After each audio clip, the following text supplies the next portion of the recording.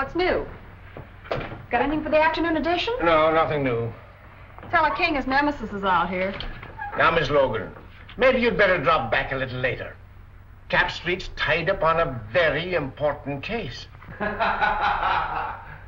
all right. An important case, huh? So the boys get a fast call. Pretty wreck the car, and when they get down there, it's just another family quarrel. Hello, Bill. How many times have I told you not to bust in my I can shout office? louder than you can, Bill Street. I want some news. Of course, you know Miss Bobby Logan of the Herald. Little gal gets all the medals for digging up the bodies. Check with those fingerprints, will you? Right. Well, goodbye. A polite policeman. Oh, come on, Bill. Give me a story. You know I've got to have something for the afternoon edition. Everything is peaceful and quiet. I have nothing for the afternoon edition. Now, scram. Captain, the coroner phoned. They've just taken Dan Grady to the morgue. They fished him out of the bay about an hour ago. Murdered.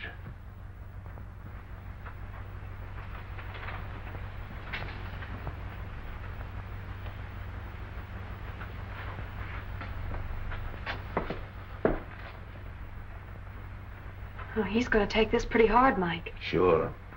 Him and Dan were just like brothers. Yes, I know. What makes you think they tried to hide his body, Doc? Well, in the first place, when word was found, washed ashore down the bay. Lungs were collapsed. That means the body was under water pressure for some time. This was tied around the ankles, and there were deep bruises.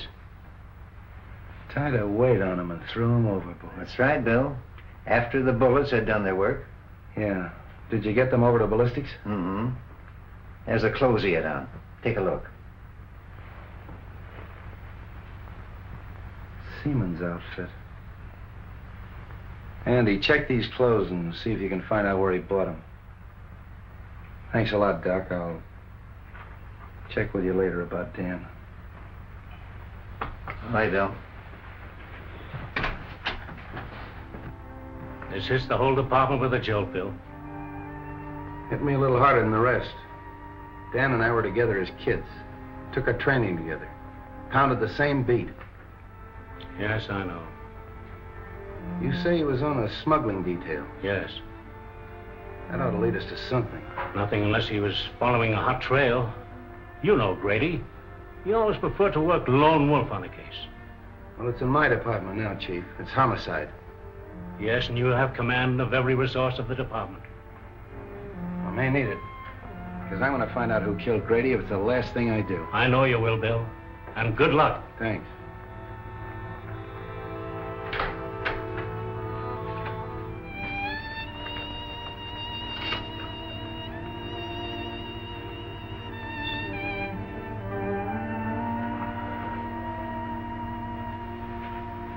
Gee, Bill, I'm sorry. I wish I could help. Thanks, Bobby. Funny, but somehow I can't realize it. Does his wife know? Molly? No, not yet. Poor kid. Say, you can help me at that if you want to. Of course. Anything. Go on out to Molly's and break it to her as easy as you can. She doesn't know me very well. You're the one to tell her. Oh, it's a woman's job. Okay, Bill.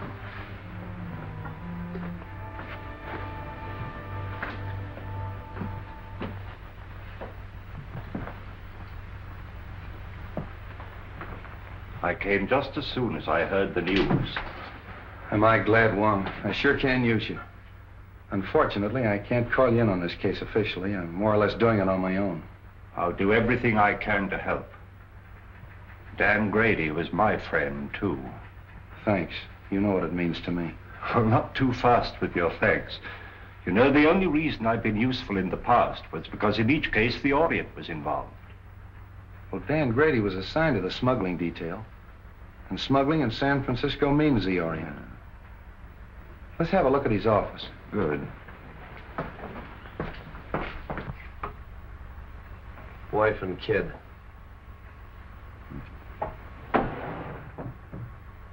You say he was working on a smuggling detail? Yes, sort of a roving commission. The reason they gave it to Dan is because he was born and raised here in San Francisco. He knew every nook and cranny. But the seaman's clothes would indicate that he was working on something at the waterfront. Yeah, but what? Wong, look here. What is that?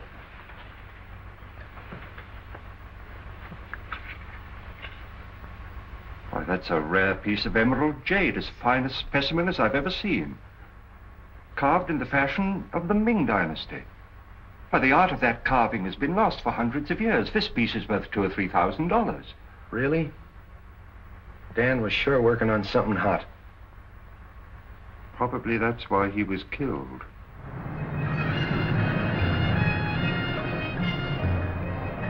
Yes, I have seen many similar in the past 3 months. From the captured provinces. Even so, from the ruined temple of Lao Tzu, is it not so? Torn from their settings by alien hands. Even young China would not use such methods to win its wars. Where did you obtain this? It was in the drawer of the desk of the policeman who was killed. A policeman? A good man. Can you help me? A store called Belton's is on Market Street. There, a wise man could become more wise.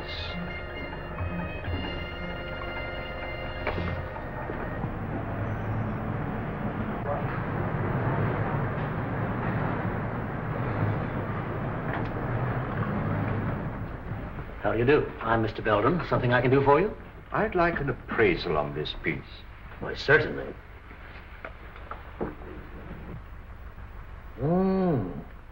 A most unusual piece. The coloring is magnificent. But I'm afraid I can't appraise its real value. But I understood you specialized in Oriental jewelry and art objects. No, only imitations. We haven't a piece of jewelry in the house worth over $50. I'm afraid you've come to the wrong place. So it would seem.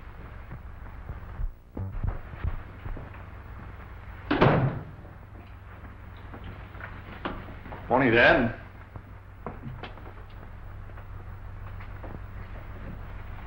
I suggest you try Harrington's over on Kearney.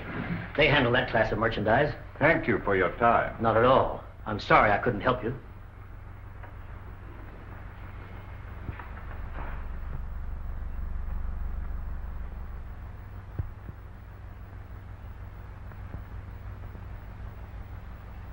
Yeah, Chief, that's the guy, all right. I'd know that face any place.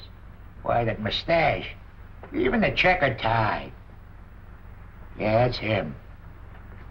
Checkered tie, huh? Yeah. Where'd you see him? On the bus going uptown. What time was it? 12 o'clock noon. 12 o'clock noon, huh? You don't say. Yeah. At that time, he'd been lying dead for 3 hours in the morgue. Yeah? Yeah. Why, I'd have sworn on a stack of Bibles that was the guy. Sure, I know, Mr. Unifer. We all make mistakes sometimes, so thanks for coming in anyway. Oh, not at all, Inspector. Not at all. Say, maybe it was the guy's double. Yeah. You know, they say every guy's got a double. Sure. Even me. Sure. Even you. Yeah, sure. Mike, get Bobby Logan on the phone. Yes, sir.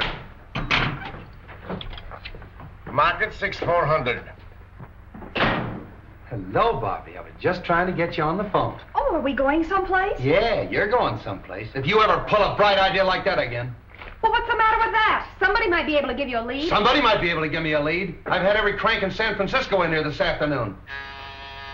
Yeah. Logan doesn't answer. Where do you think I ought to look for her? Try my office. Huh? Every one of them has seen Dan Grady in 5 different sections of the city at the same time. Well, but But nothing. You see that guy that just went out of here? Yes. He was on the bus today at noon with Dan. Well, that's silly. Of course it's silly. But I've had to talk to those goofs. That's what your idea's done. Wasted my whole afternoon. Yeah, Mike. A gentleman out here says he saw Detective Grady. What? Miss Logan will interview him. Well, did you hear it? Just faintly. Go on, he's your witness.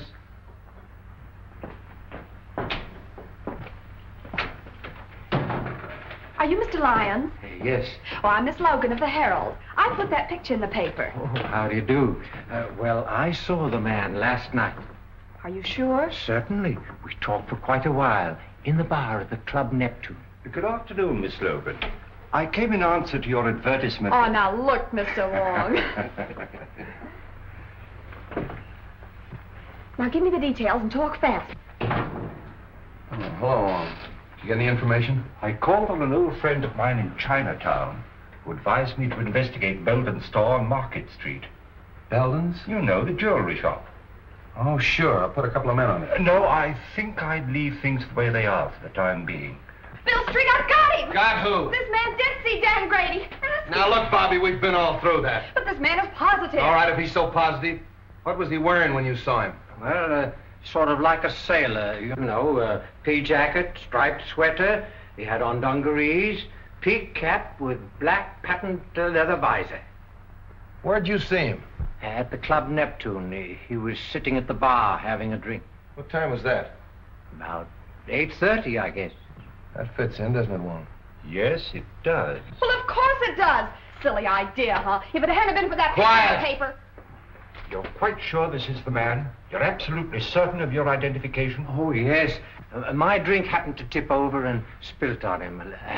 And I apologized, and we got to talking. And then what happened? Well, we talked together for a couple of minutes about football and things like that. Then I left and went home. You left him at this Club Neptune? Yes, he was still sitting there when I left. Well, thank you very much. You've been a great help. Is there any reward connected with this? Well, you see, Miss Logan takes care of that.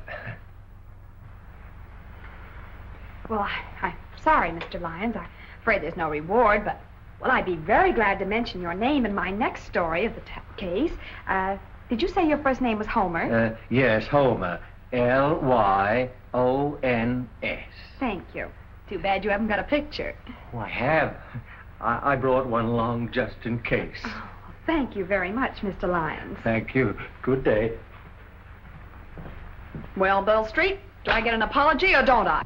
Sure, I'm going to get the mayor to give you a key to the city. Terrific. The police thank the Herald for giving them their only clue. How's that, Mr. Wong? Not nearly strong enough. You've earned our undying gratitude. Well, I hope the information is some use to you. I'll see you later. Not me, Flatfoot. Get one of the nurses out of the receiving hospital. They don't mind a pain in the neck. Hey, you think that's a bad idea? Well, now, Street, just what do you know about the Club Neptune? Oh, not much, Wong. We better have dinner together. I'll take you down there later. I want to talk to this Harry Lockett. Harry Lockett? Yeah, he's the fellow that owns the Club Neptune. Hardway Harry, they call him. Hardway? Oh, a gambler? Yeah, gambler, smuggler, crook, everything.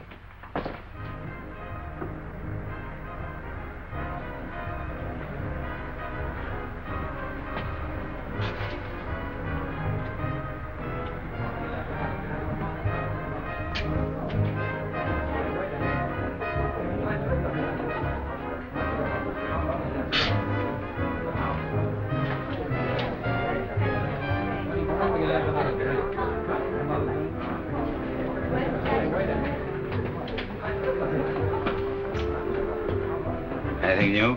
No. How are things upstairs? The usual crowd, not much play yet. Has Tanya come in yet tonight? No. I want to see her when she comes in. Okay.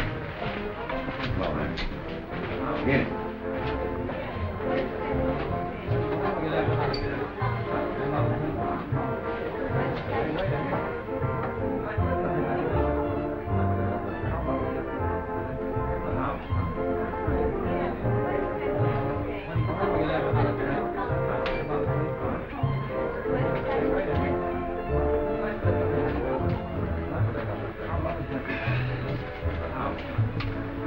Two dry martinis, huh?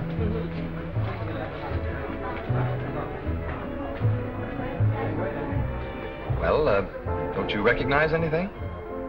What? I'll bet you don't even know what day this is. Of course I do. It's Friday. That's why you insisted upon coming here for a fish dinner. Oh, no, it isn't. We came here because this is an anniversary.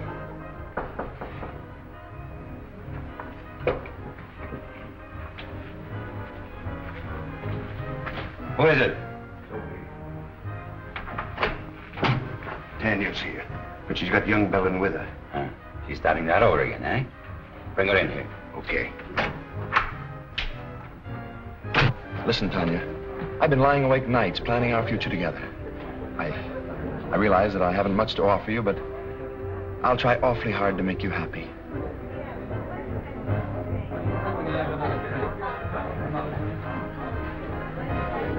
Oh, excuse me, Frank. I think I better go fix my makeup. Surely.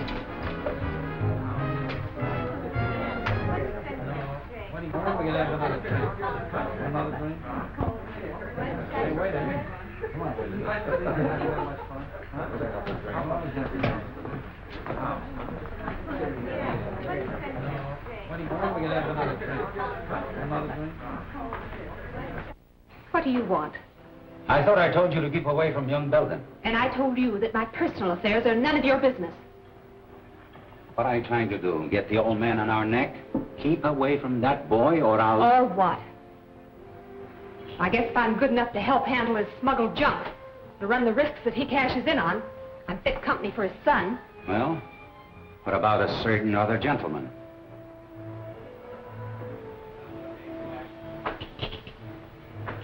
Frank Belden wants to marry me.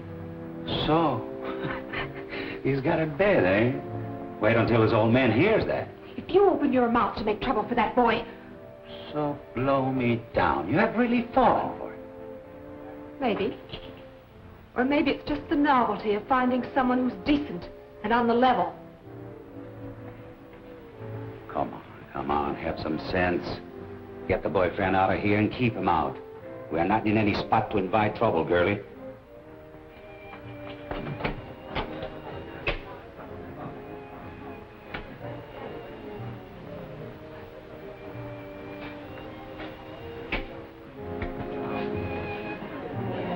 I seem to have developed a headache, Frank. Maybe it was the drink. Oh, I'm sorry. Well, maybe some fresh air will do you good. Shall we take a drive? Yes.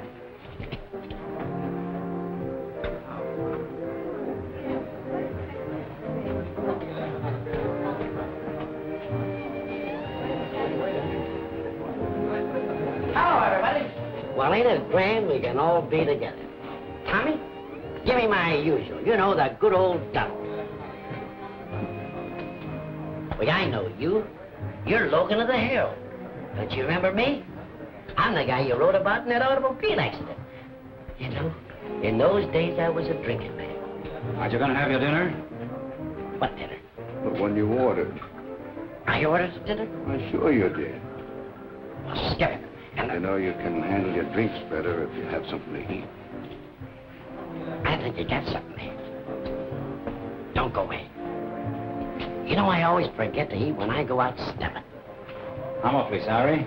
Oh, that's all right. He was just feeling hospitable. That's easy to understand. The Club Neptune feels the same way, Miss Logan. Gee whiz, I'm famous. Who would recognize that pretty face of yours if they read the Herald? I'm Harry Lockett. I'm very glad to meet you. I've heard a lot about you and your Club Neptune. So it seems, judging from today's Herald. You don't sound pleased. I'm not. I don't like that publicity. You don't? No. How about we'll chat in my office? Why not?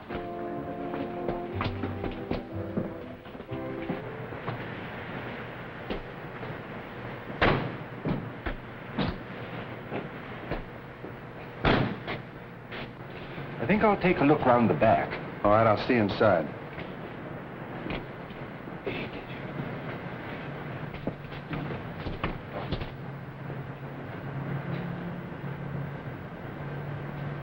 You see, Miss Logan, we don't like newspaper people around here. I see your point. You know, if you had this place soundproof, those poker chips up there wouldn't make such a racket. Just a little friendly advice. Thanks. And here's some for you. I wouldn't write any more stories about the Club Neptune if I were you. Are you trying to tell me what to put in the Herald? I'm trying to tell you what you shouldn't put in the Herald. In fact, I'd just as soon you stay out of here. I think you'd be safer. Sometimes some people get hurt. Yeah, Dan Grady got hurt, didn't he? Hey, you sure stick out your neck, don't you, little girl? Who is it? Captain Street. What are you doing here? Mr. Lockett was just making some suggestions as to the news policy of the Herald. All right, Bobby. Well, now look here, Bill. Come on, come on. Hello, Hardway. Oh, Copper.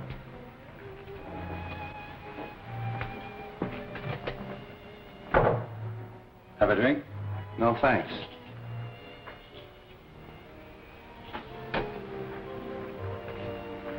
What's on your mind, Street? I suppose you read about Dan Grady. Oh, yes, that's too bad. I don't think I knew him. I thought everybody on the waterfront knew Grady. He was on the smuggling detail. It's funny you didn't run into him. I resent that, Street. I resent what happened to Dan Grady. Quit stalling, Hardway. He was in this place last night at 8:30 at your bar. Well, maybe he was. So about a lot of other people. We had a big night last night. And nobody saw Dan Grady. None of my boys did, because as soon as I saw the papers, I asked all of them. You can talk to them yourself. Maybe I will.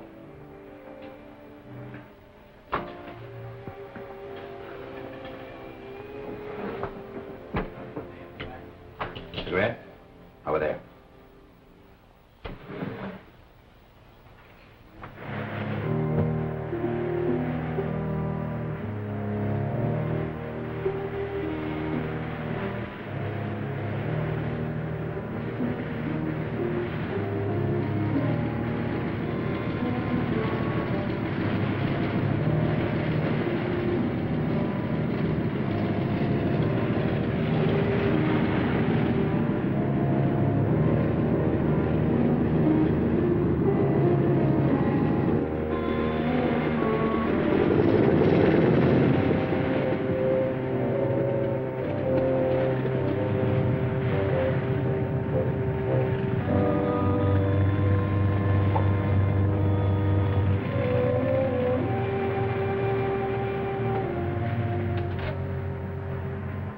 I don't pay any attention to me if I seem a little tough, Harry. Dan happened to be a pal of mine.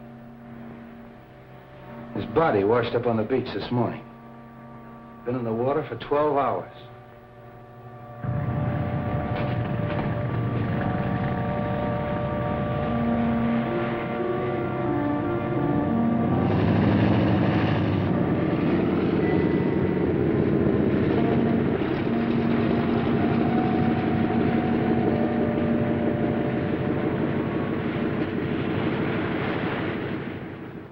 Kind of a tough way to go, isn't it? Well, Street, they say that drowning, it's an easy death. But Grady had 2 slugs in the back of his neck before he ever hit that water. That's not so easy, is it?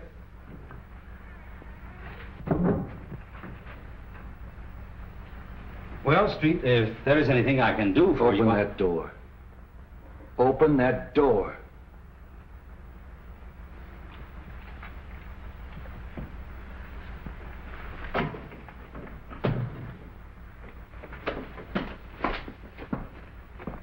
Well, hello, Street. How'd you get in there? The secret stairway in the haunted house. Secret stairway, my eye. Those stairs were there when we bought the place. But they still serve a very useful purpose. This is Hardway Harry Lockett, Mr. Wong. Oh, the Chinese copper. Precisely, Mr. Lockett. The Chinese copper. But to return to our secret stairway, I'm afraid we scared one of your callers away. Evidently, he didn't care to meet my friend, Captain Street. Seafood is our specialty, Mr. Wong. That was probably Cap from the fishing barge. He saw I was busy and beat it. That very adequately describes his exit. He comes in that way because he doesn't like to go through the cafe. Close to the... Slightly fishy, Mr. Lockett. Very fishy. Now get this, Hardway. If I find out that anything happened to Grady in this place, I'm going to tear it apart. If you ever do, I'll help you.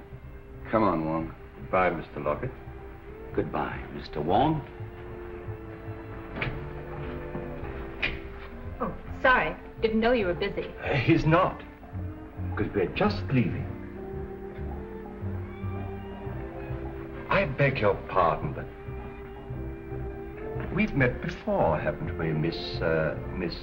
Serova's the name, but we haven't met. I'm so sorry.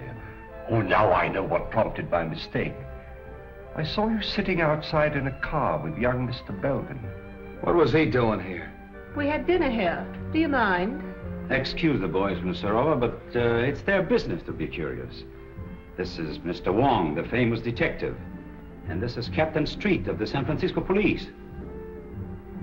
Your head waiter says you found my compact. Yes, it's my desk. I'll get it for you. Drop in any time, boys. It'll be your turn to drop in on us the next time.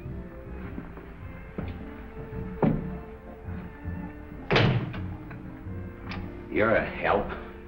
Why in blaze didn't you get rid of Belden when I told you to? Well, I did. He must have seen us outside in the parking lot. What'd they want? You read the papers, don't you? What do you think? I think that dead policemen are bad medicine. I don't like it, Harry. Relax. They haven't got a thing on us. So Grady was here last night.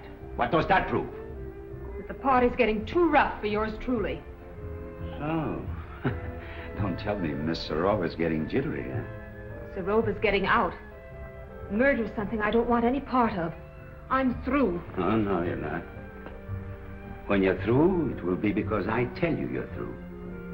Are you threatening me? Maybe. Don't do it, Harry. I know too much.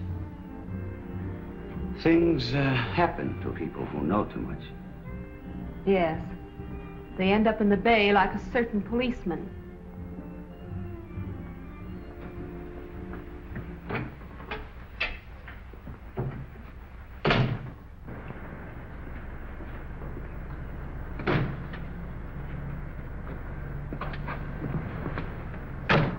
That seafood gag of Hardway's was a hot one. And the young lady who lost her compact. More seafood, eh, Street? I'll say. What's her name? I thought I told you to scram. You're always telling me to scram. Well, you're not gonna ride in a police car. Okay, let me out and I'll put on my roller skates. Oh. I tell you, I don't like the setup. I don't like any part of it. When a dead copper spells trouble, and if this girl starts to talk... Yeah. Yeah, I think so, too. But this idea of mine is something entirely new in radio, Mr. Forbes. Nevertheless, I'm against continuing the program. But Forbes, Belden's has had a radio program for years, and it's been excellent advertising. Not excellent enough to keep you out of the receivership. I represent the creditors, and I cannot approve the expenditure. But, Mr. Forbes, I'm sure this new idea of mine will create a lot of interest. That means customers for Belden's. I can only judge by past performance, Mr. Griswold. Results have not warranted the expense. They all here? Yes. Oh, but, Mr. Forbes, this is a novelty, a complete one-act play in which I enact all the roles, male and female. You see, Mr. Forbes, impersonation is my forte. I think persistence is your forte. Well, I tell you, this is the type of program that's bound to create comment. Why not give it a chance?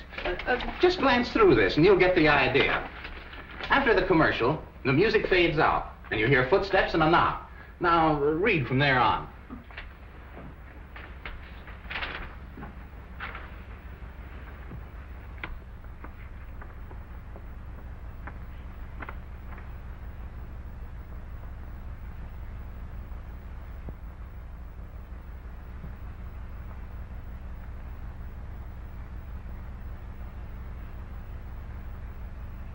Pretty melodramatic, isn't it? But that's the kind of stuff they like nowadays, Mr. Forbes. The highly dramatic programs are the most successful. Suppose we try it for a couple of weeks. It wouldn't cost a fortune, and it might get results.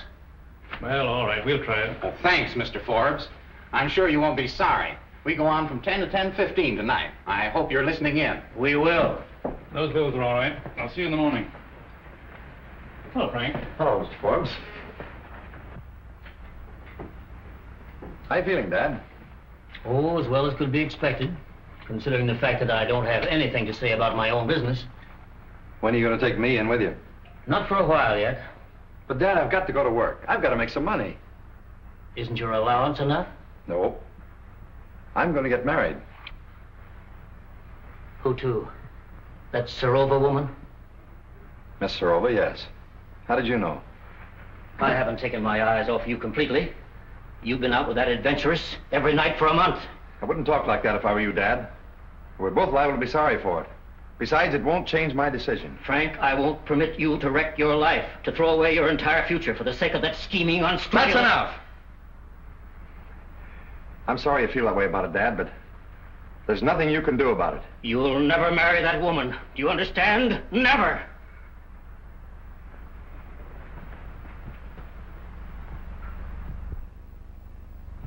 Morning, Soapy. Everything shipshape? No sign of the police, if that's what you mean. Oh, why, Soapy, that's the farthest thing from my mind. Bring me the checks from last night, eh? Okay.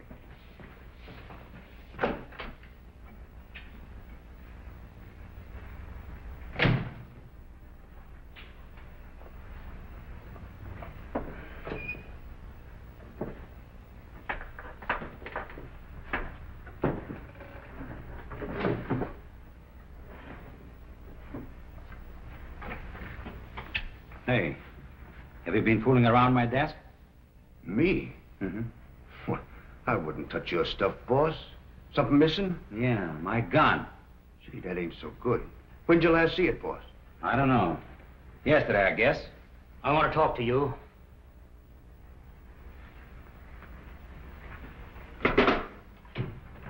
Say, what are you thinking of coming down here after what's happened? I told you I'd get the stuff to you as soon as it was safe for Cap to bring it in. That isn't why I'm here. I want to know what that Serova woman is doing running around with my son. Well, I did my best. You know, after all, it's not such a bad idea, sort of a close corporation. Are you mad? My boy has no part in all this.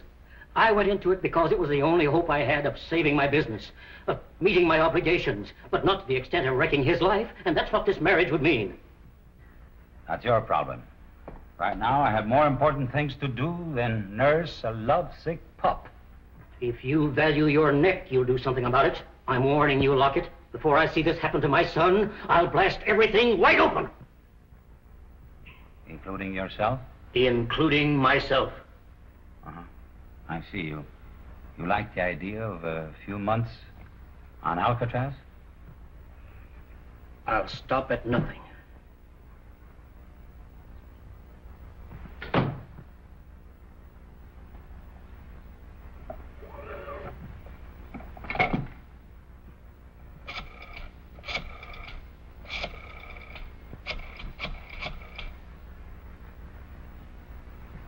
Hello.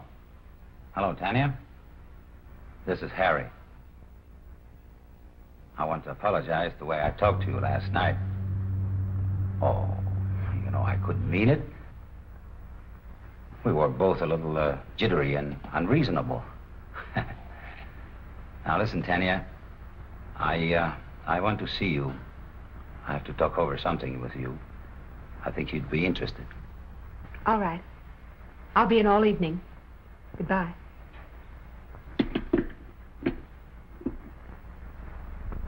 I hope I didn't keep you waiting, Fancy. Oh, that's all right, so don't mention it.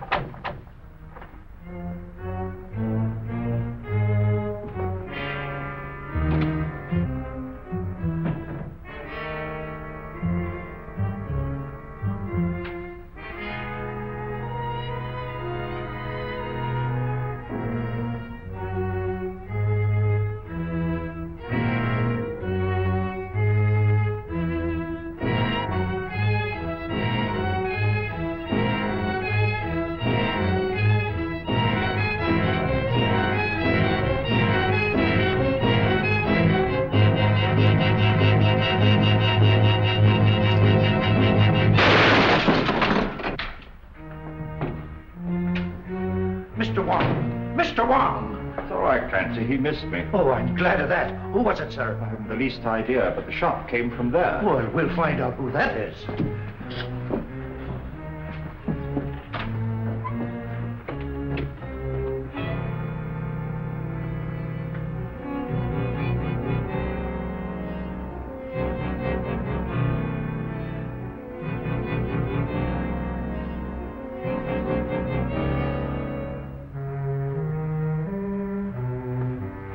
Well, whoever it was beat it out the back and left the door wide open. Whoever it was, he killed Mr. Belden. What? Oh, glory be! Get straight. Yes, sir.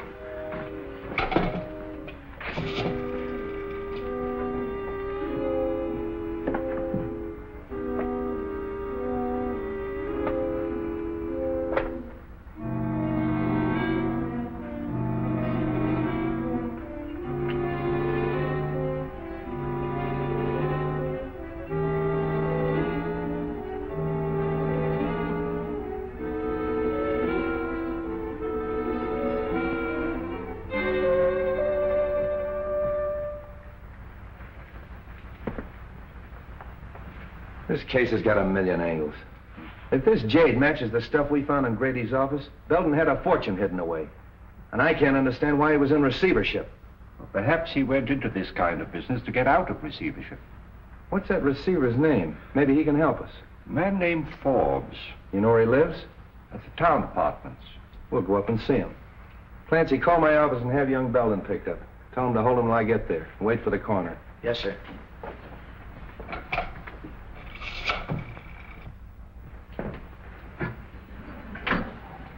Good evening, gentlemen.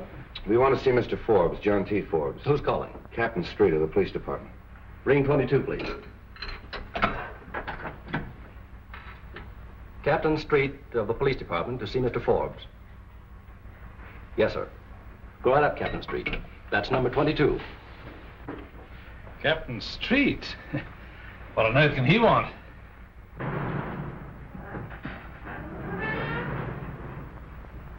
I wonder if I've forgotten a speed ticket. Excuse me. Pray to take my hand, will you? Okay, but it's 10 o'clock and I'll have to meet Elsie. Probably won't be very long.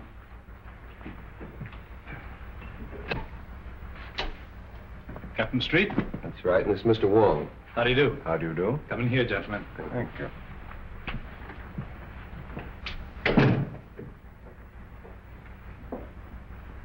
I'm afraid we interrupted your game, Mr. Forbes. Oh, that's all right. Sit down, gentlemen. I've heard a great deal about you at one time or another, Mr. Wong. I'm certainly glad to meet you. Thank you. Well, now, gentlemen, what can I do for you? Might as well come to the point, Mr. Forbes. Frank Belden Sr., of the firm for which you're receiver, was found dead a half an hour ago in his store. What? Poor old Frank. I had no idea he felt so desperately about it. Of course, I knew his financial affairs were in bad shape. It was not suicide, Mr. Forbes. He was murdered. Well, this certainly knocks me out. I've got to have a drink. How about you, gentlemen? Thank you, no. Well, thanks. Murdered? Who found him? Give me more of the details. Mr. Wong found the body. Wong? Were you in the store? I was making an investigation of Belden's stock. I found this piece of jade worth at least $2,000 or $3,000. And there are several more pieces, too, just as valuable. I thought they carried only cheap costume jewelry. Could he have been concealing any valuable assets from me? That's exactly what we wanted to find out. I'd like to go down to the store and make a complete examination of their stock. Will that be all right? I think it's a good idea.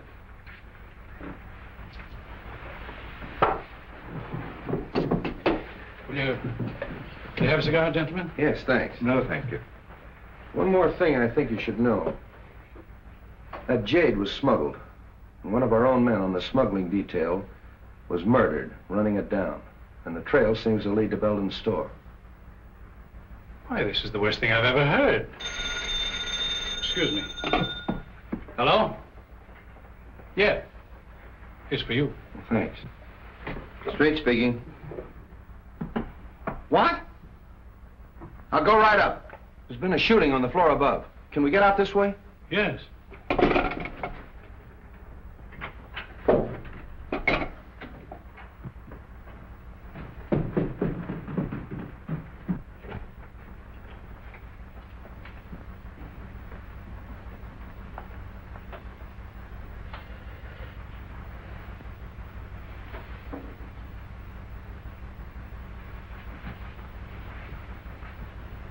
That's that Serova girl. How do you like this? A murder right over my head. Yeah? Oh, you're the clerk. Yes, sir. I telephoned headquarters from downstairs. Thanks. What do you know about this? Nothing, except what the switchboard operator told me. What'd she tell you? Well, I was sitting in the lobby when all of a sudden she started yelling, Miss Serova's being killed. All right. Take it easy. Sit down. What did you hear on the phone? Well, I was sitting there as usual when the buzzer sounded, and it was a call from 32. What time was that? About 14 after 10. That's an odd time to remember, 10:14. Well, I'm not sure, but it was 15 after 10 when I heard the shot. And they were arguing about a minute. Who was arguing? Miss Serova and the man. Well, what were they arguing about? What'd they say? Well, he said, get away from that telephone. That's the last time you're going to pull that sort of stuff on me. And Miss Serova yelled, don't shoot, don't shoot. But he did. It's quite possible, Street. The receiver's off the stand. Yeah. Did you recognize the man's voice? No, but he was awful mad. Anybody come through that lobby that might have come up here? No, sir. Did you pass anybody on the way up? I didn't see anybody. All right, that's all for now. Stick around downstairs. Oh, hello, Doc. Prints, photographs, the works. And I want you to get me that Oh, little Bo Peep, huh? What are you made up for? That's all I need! Just be sure to get everything in this corner, will you, please?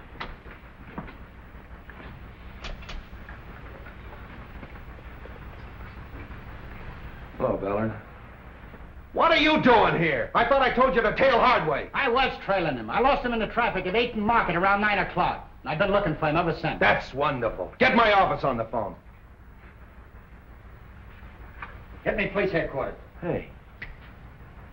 Remember the last guy we saw Serova with? Hardway Harry. And he ditched Ballard an hour ago. That's our man. Just a minute. Hold it, Mike. Hello, Mike. Hardway ditched Ballard about an hour ago. 8th and Market. Yeah, I want you to send out a couple of men to have him... What? Hello, operator. Hardway Harry's been sitting in my office for the last hour. Operator. Get her off the phone! Come on, get off there. Put that thing. Hello, Mike. I want you to hold Hardway. I don't care how you hold him, hold him! Bill LeMay. Will you stop? Well, Bill, the housekeeper... Will you quit picking on me? Mr. Wong, the housekeeper saw a man sneaking up the back stairs. Sit down. I'm sorry, who are you? I'm the maid on this floor. Well, where were you in this... She was looking in the door. Will you be quiet? You say you saw a man coming up the back stairs. I finished by 10 o'clock. I was going down the back stairs when he came in. Who came in? The young man. What young man? Mr. Belden. Belden Jr. He was in the habit of using the back stairs? Sometimes. Then he had his own key? Yes, sir. That settles it. Ballard, pick up young Belden. Good idea. That's all for now, thanks.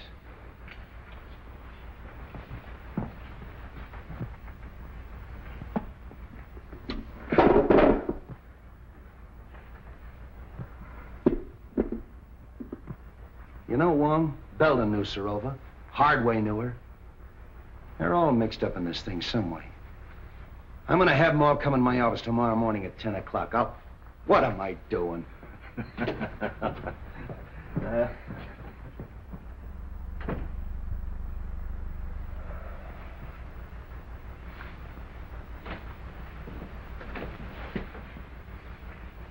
Sit down, Hardway. See who's out there, Jim. Well, how'd you do? Not bad. Have pretty good breakfast, you fellows, you know. Thanks for the cigarettes. Oh, we always take care of our guests. Who's out there? Knucci and Cap Anderson. All right, Jim. Couple of friends of yours. What were you doing here last night? Well, I caught one of your boys following me, and I figured he wanted to make sure where I was. So when he lost me about 9 o'clock, I decided I better check in. So you'd have an alibi because you knew Tanya Serova was going to be killed last night. What? Yeah, murdered last night. Oh, coming in here wasn't such a bad idea, was it? What time did you get here? 9:29 on the dot. Oh, got it figured down to the minute, huh? Yeah, you can check with the sergeant. I know. So? Hello, Wong. Oh, Mr. Wong, the Chinese copper. Look here, Street, you haven't got a thing on me. I knew Sorova, sure. She used to come to my place very often. But so do a lot of other people. Including young Belden. Yes, with Sorova, yes. So what? How well did you know young Belden? Casually. How well did you know his father? Just an acquaintance. When was the last time you saw him? I saw him in my office yesterday. He came to pay his son's bar bill. You had a little quarrel. Then you followed him down to his jewelry store and shot him. Old man Belden shot? Yeah. That's too bad. Yeah, it is too bad. He got it the same way Grady got it, in the back of the neck. What's your alibi for that? I was being trailed by one of your coppers, by good luck. Why? A man named Forbes is out here. He said you sent for him. All right, send him in. Wait outside, Art.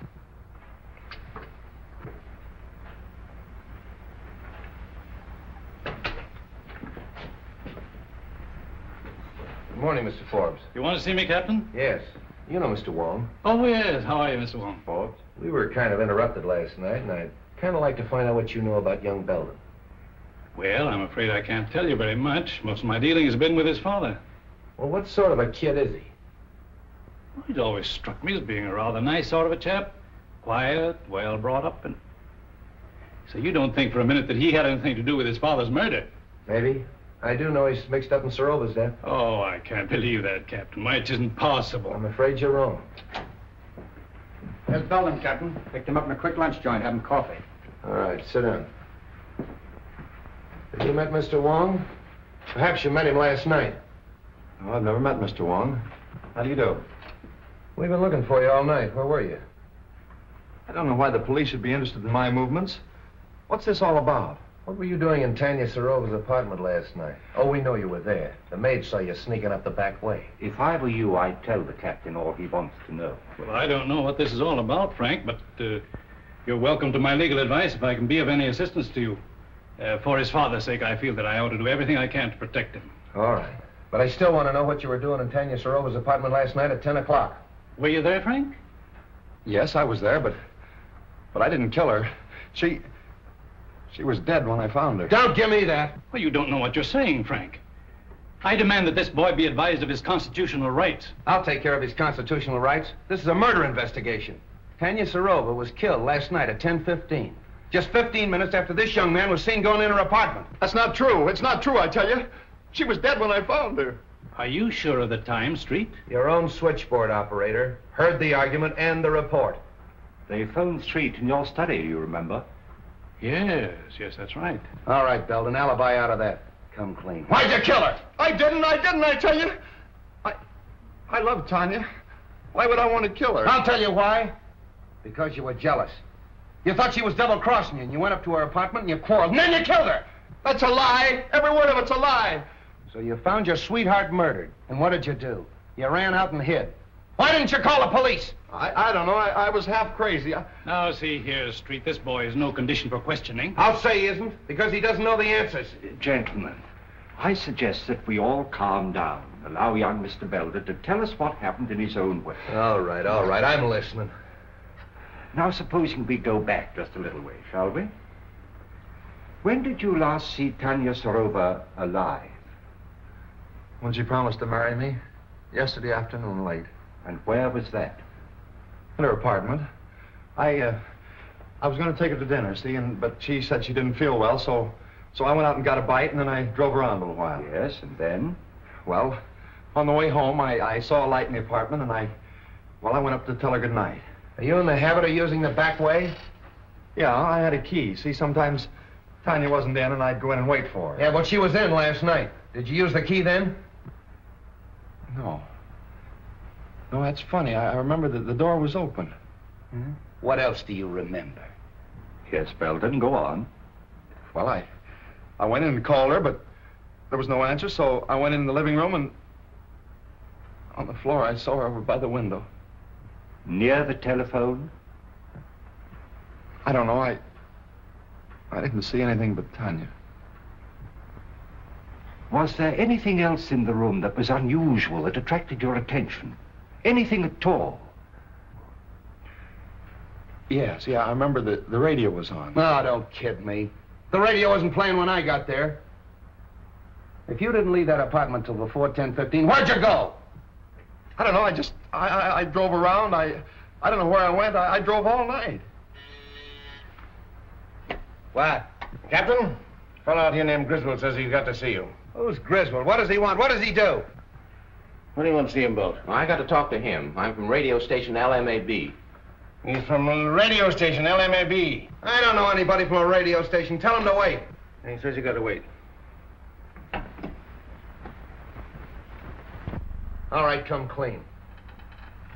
You didn't leave that apartment till after 10:15. After you killed her! Stop it, I tell you, stop it! Street, you're getting nowhere browbeating the boy this way. Maybe if you let me talk to him quietly somewhere. All right. I'll talk to him quietly. Would you like to see your father? No. Why should I want to see him? He's probably glad she's dead. Why should he be glad? Doesn't he like her? No. Did you quarrel over with your father? Yeah, we had a quarrel and I walked out on him. And then you walked back last night to his jewelry store and shot him, killed him. You mean my father's dead? Stop it, will you? Stop it! What are you trying to do to me? Somebody give me a glass of water. Oh, never mind the water. Oh, I protest. Get him a glass of water. Where is it? Outside. Something wrong, Captain? Yeah, give me that brandy.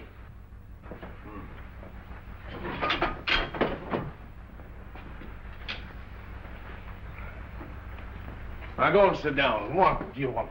Come on, what is this? Say, what am I supposed to do? Spend the weekend here? He'll get you. Mr. Hardway. The press. Yes, the press. What do you know today? Pardon me.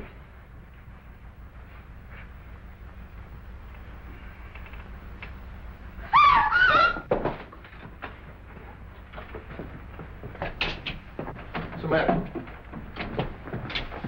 Who is this? It's the fellow from the radio station, Griswold. Where'd this paper file come from? Say, that looks like mine. It's missing from the desk. All right. Who did it? This is the payoff, right in my own office. Stay away from that phone.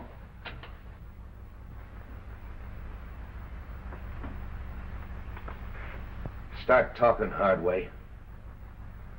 What, again?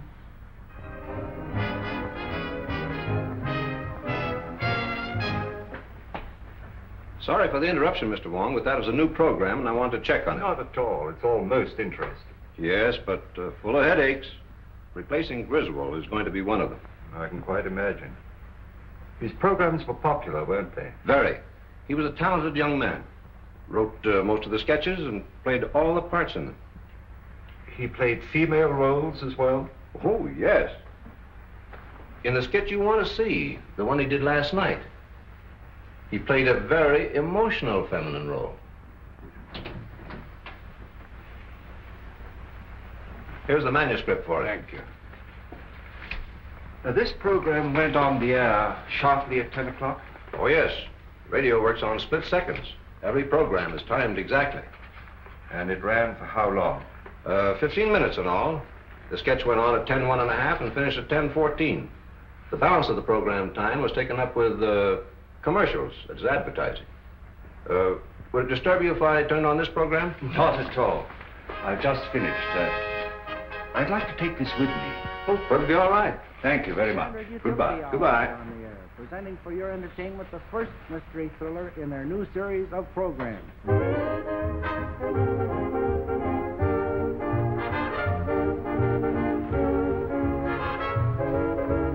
How do you do, sir? Can I help you? Yes. Is this the new remote control radio? Why, yes, and a very fine instrument, too. I wonder if you'd be kind enough to give me a demonstration. I'd be glad to. Won't you sit down? Thank you. Now, this is the remote control box. Looks like the dial of an automatic telephone. And works very much on the same principle. You see, it's not attached in any way to the demonstration radio. However, being in any part of the house and desiring to change the program, we simply switch the dials and the radio automatically switches. I'll show you. California, fair Tuesday and Wednesday. Moderate temperature, light to moderate northerly wind off coast. At just Northern what California, distance would fair that still south be and partly effective? cloudy, Guaranteed up to north 200 portion feet. Tuesday and Wednesday. Rains extreme northwest And you can portions, shut the radio warm off in fog the same local way? and valley. Oh, yes. Just Wind press off down the on this coast right here. Becoming southerly and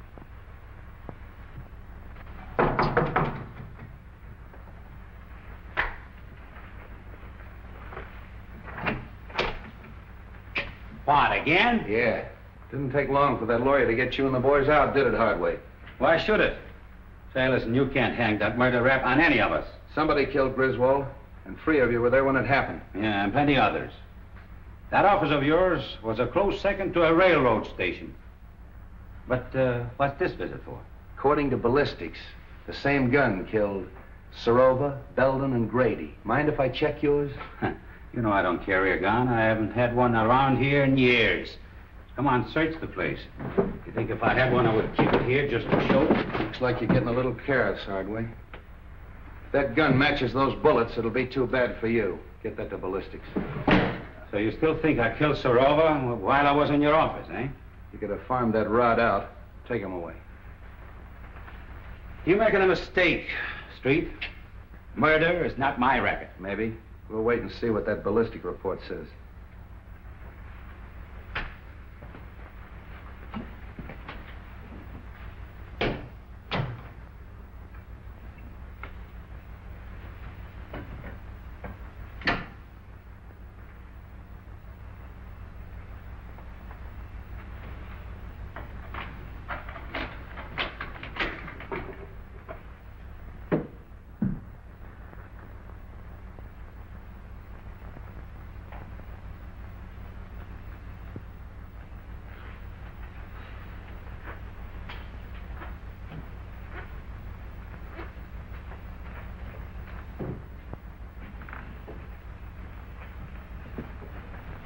All right, keep your hands right there.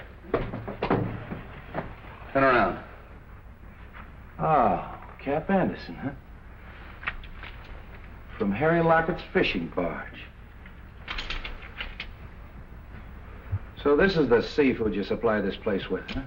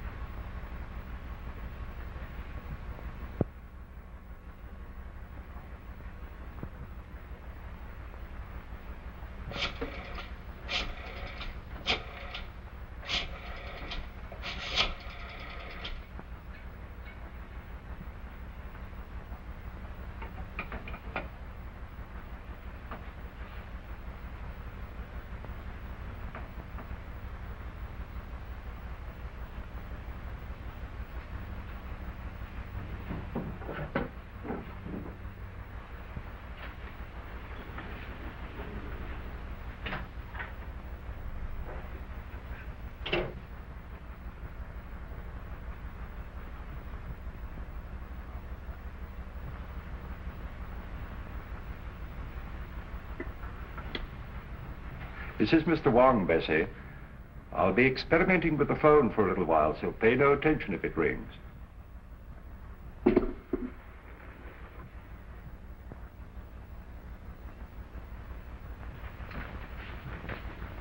Oh, come in, Forbes. Oh, it's you, Mr. Wong. Well, that is a relief.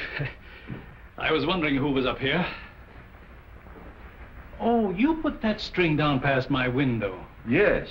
When I found the receiver off the stand last night, I had an idea that the switchboard operator was intended to overhear what she heard. I don't follow you. I believe that the murderer had a way of forcing her to listen at the right time. You think that a murderer would deliberately invite a witness to his crime? He might arrange to have her think she was a witness. With a piece of cord, a telephone, and a radio. I don't understand. Now, this radio is a new remote control model. Now, let us assume that a certain radio program exactly fitted a given situation. How easy it would be to tune in the desired station at the right time and be nowhere near the instrument. Oh, I see. You mean that the crime could have been committed some time before? Of course. And by any of our suspects who had such cast-iron alibis.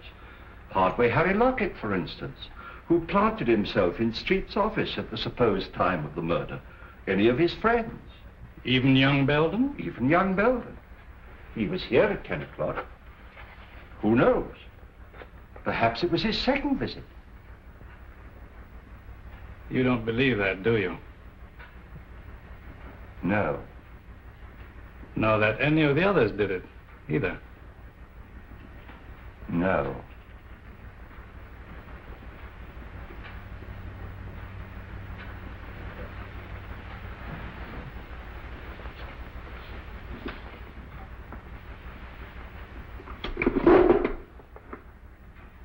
Is that what you were looking for, Mr. Wong?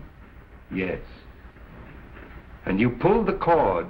When I went to get the drink. And when you reached for the cigars. I turned off the radio by remote control. Thank you, Mr. Forbes. Keep away from that telephone. Get over there.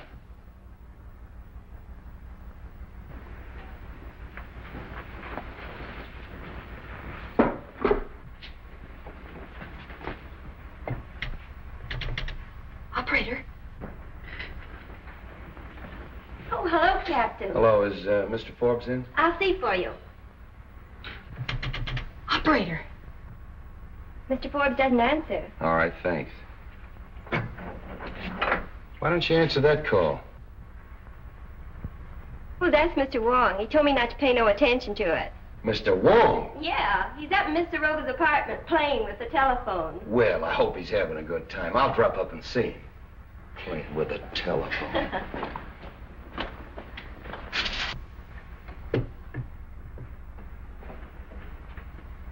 I killed Grady because he was in the way, and Belden because he was getting ready to talk. Griswold when he recognized his own program, and Tanya Sorova because she knew too much. No, because she was leaving me for a younger man.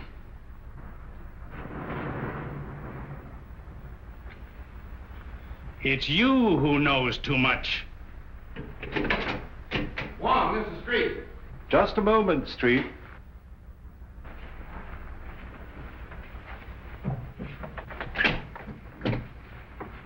What are you doing up here? Get him up. Over there with him.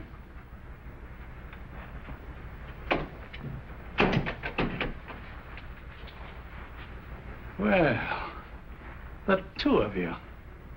That makes it perfect. I suppose you'd like to have us turn around so you could give it to us in the back like you gave it to Grady. Drop that gun. Drop it, I say. Nice work, kid. Oh. Take him, Wong. Oh, Bobby. Bobby. Honey. Bobby. Yes? Oh, it's all right, Bessie. The experiment's over. You might give me the Herald, will you? Herald? You have a star reporter on your staff, a Miss Roberta Logan. She has just been instrumental in the capture of John Forbes, confessed murderer in the Dan Grady Sorova case. Oh, yes, this is a scoop.